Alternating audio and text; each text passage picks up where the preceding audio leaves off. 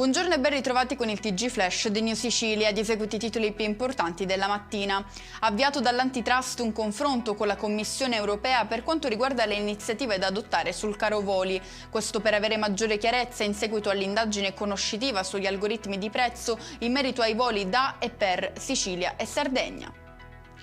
Ore movimentate all'aeroporto di Catania, dove sono state interrotte questa mattina le operazioni di volo a causa di un guasto a una gru che ha reso necessario lo stop momentaneo di tutti i voli in arrivo e in partenza. Dopo qualche ora le attività sono state ripristinate, ora l'aeroporto è nuovamente operativo.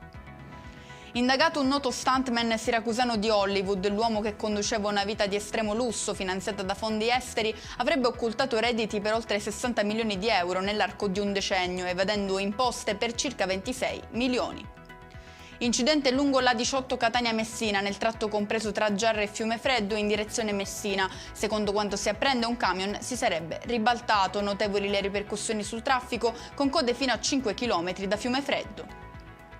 Raggiunto l'accordo sul budget per i centri di dialisi in Sicilia, per sbloccare la trattativa è stato necessario l'intervento dell'assessore regionale alla sanità Daniela Faraoni, che ieri ha deciso di assecondare la richiesta minima avanzata dalle associazioni con un incremento del 50% sulle prestazioni di qualità più alte.